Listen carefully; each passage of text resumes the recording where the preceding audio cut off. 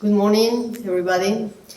Well, I'm presenting here as a social scientist in Spain some of the work that is being carried out by a multidisciplinary team to which I belong, that is made by professors and also PhD students from different fields, including ecology, marine biology, oceanography, computer sciences, economics, and law.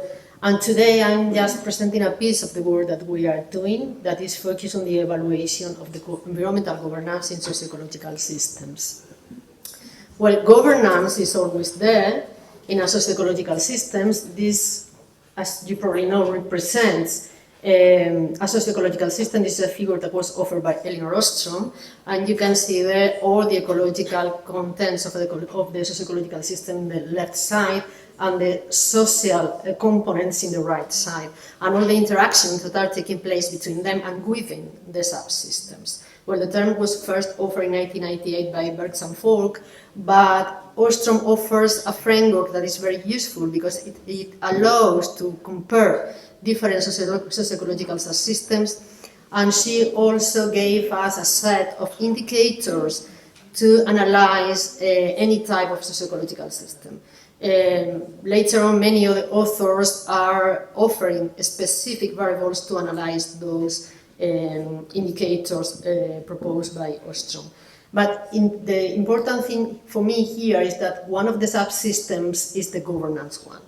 And it is very, very important because of its direct connections with the ecological side, because its association with well-being, because the involvement of different individuals on it, and the possibility of analyzing it in terms of its characteristics and its effects on the whole socio-ecological system, considering the interactions between individuals through collective action and also through conflicts.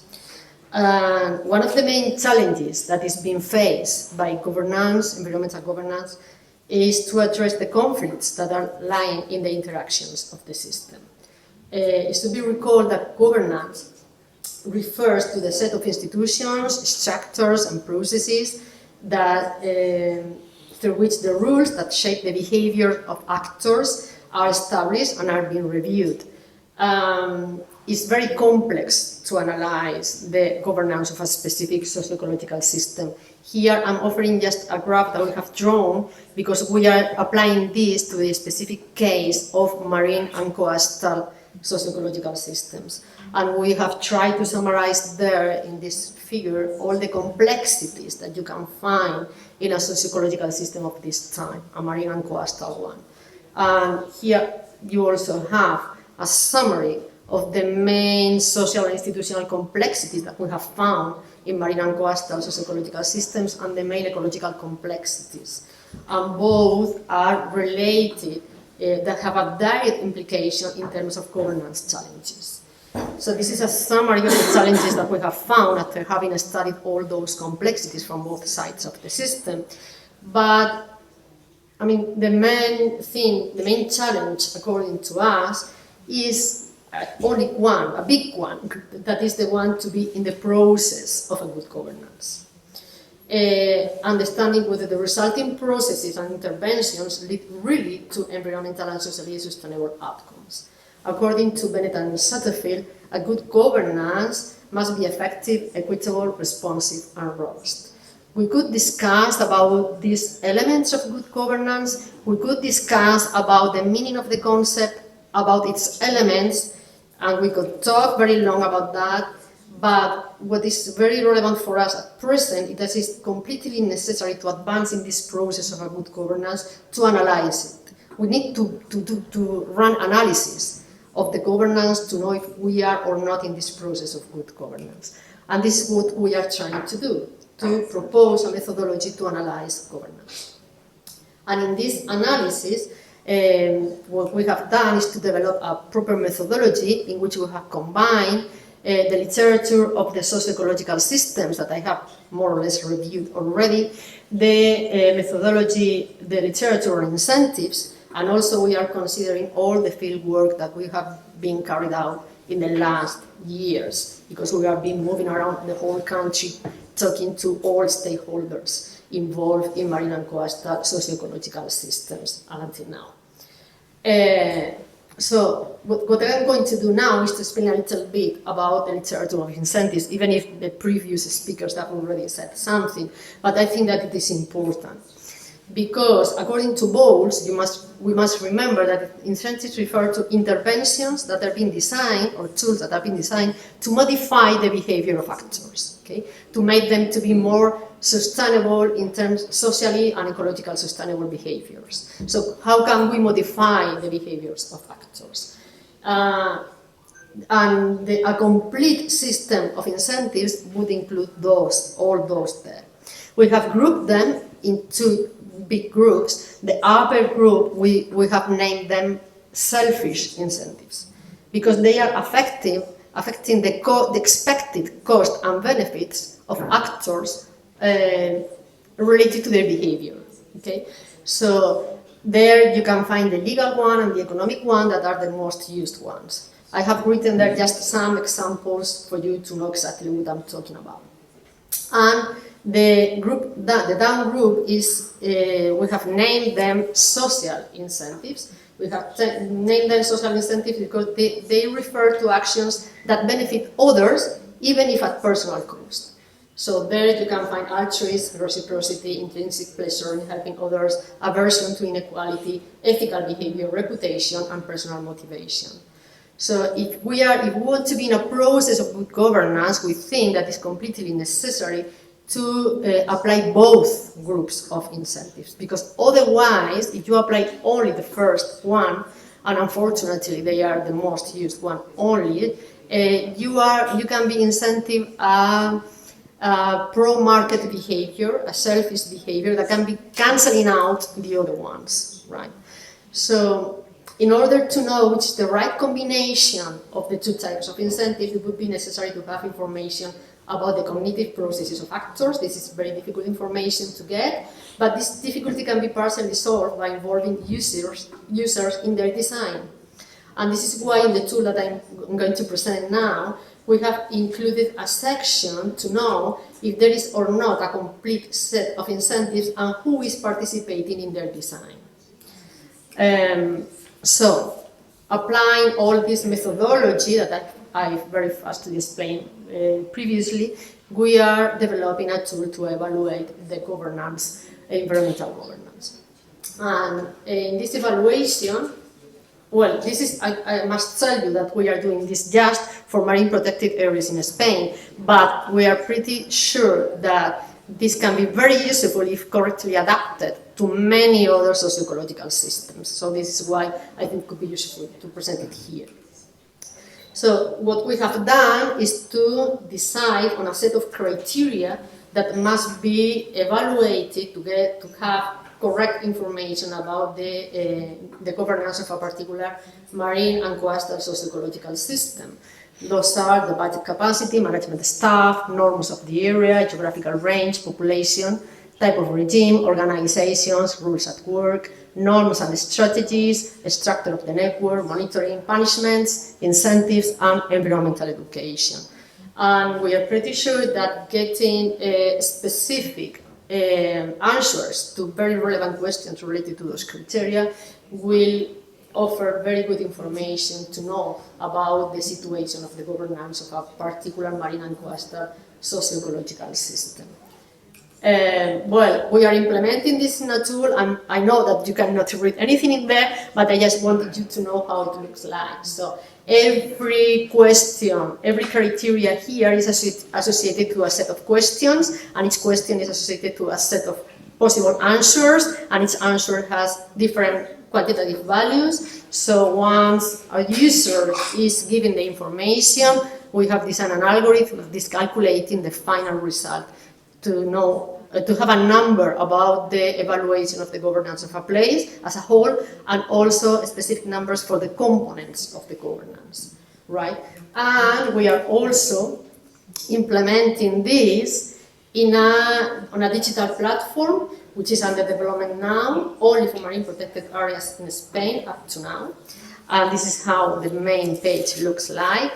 And this platform will allow to assess, to evaluate the governance of marine protected areas, but also to access very relevant information that usually is not is not there available to the general users. And also it would allow for the participation of stakeholders. And so after having studied all the literature, after having had direct contact with many stakeholders belonging to different sectors over the years for the specific marine and coastal context, we are convinced that such tools are necessary to advance in the process of sustainable development, because there are some results that we think can be awaited that have been summarized there. Community members have access to information, managers can take decisions considering the perceptions of community members, members of environmental organizations, educational institutions and community associations can take informed decisions, comparisons can be made across spaces and time, periodic evaluation can be made to monitor the evolution, and a space for interaction and participation is facilitated. We try to contribute with our work to an issue that has been declared important and urgent, it has been expressed in the two publications that have been selected here from Natural Sustainability and Natural Climate Change. The first one talks about the top research priorities in the present socio-ecological crisis, and the second one talks about the necessary strategy that should be designed in the present challenges for biodiversity conservation in a context of human-wildlife conflict. So if you read them, they are talking all the time about good governance, participation, the necessary to run multidisciplinary work, and so on. So this is where we are trying really to have a contribution. I just conclude my intervention by mentioning the recently report published the Intergovernmental Panel on Climate Change. As you probably know, it's a very harsh report, which leads us to reflect on future conflicts between the natural system and the human system, and also between groups of human beings. And the report frequently uses the term maladaptation, and also maladaptive responses that must be avoided. And in the summary of the main responses that are needed, there are few responses that are compulsory. One of them is good governance. So they don't use the adjective good, they say governance, but they say that it must be participatory, inclusive, flexible, and coordinated. So this is a good governance. This requires, for sure, to have detailed information on the perceptions that the different actors have of the governance of a specific socio-ecological system. And in fact, you can read this in Target 21 in the just recent COP15 framework. Ensure the best available data, information and knowledge are accessible to decision makers, practitioners and the public to guide effective and equitable governance. And this is where we are trying to contribute. Just to finish, yesterday night I modified this slide and I added that at the bottom, because after attending many interventions, I realized that many people talk about management instead of governance. And I think that the focus must move from management to governance, because managers mainly being run by managers. And we need to have a complete view, and we need to influence in the process in which all the stakeholders are having a specific behavior that is affecting the socio-ecological system, not only managers. And another term that until today here I didn't hear was co-management. Fortunately, I could listen it here in some previous interventions, because all the people yesterday they were talking about participation, we must listen to the others, but there is a term that helps us to apply this in an effective way. And this is a very common use in the area of marine protected areas in this context. That is co-management, to manage with stakeholders. And I think that we must move from management to co-management as a main objective inside a good governance framework. So that's all from me. Thank you very much.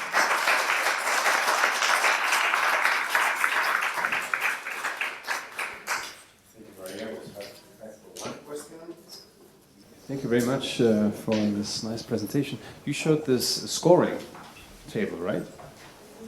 How did you come up with the weights and the scoring method? Because it matters at the end of the day. Well, this is a statistical process in which we first decide about the criteria the criteria were designed with the stakeholders and combining it with the literature. Once we got the criteria, then we divided those criteria in several possible sub-criteria according to the variables and indicators that are being offered by all the people who have been developing later on the work of Elinor Ostrom. So in the second column, this is this disaggregation of the main criteria according to the literature on socio-ecological systems. And then these sub-criteria have been disaggregated in possible answers that go from the best one to the worst one. So, for example, in the question of budget, there is a budget and it is sufficient. This is the best possible situation. So we are, this is a mixture of qualitative and quantitative, and to addressing this dividing all the values between those possible answers from the best to the worst. And then there's a combination with weights and so on. So at the end of the day, you get a value, not only a big number, but also numbers for the sub-criteria and the main groups. We have applied this to marine protected areas in Spain, and at the end you can get like a spider figure or graph that is very useful for stakeholders. They like it very much because it's very visual. There you can see in which specific area there is really a problem, according to the perceptions of stakeholders, because this is perceptions. Many people don't know if there is really a budget, but they perceive that there is not a budget, and I think this is very valuable information. So it's a mixture of quantitative and qualitative literature, statistics, and so on.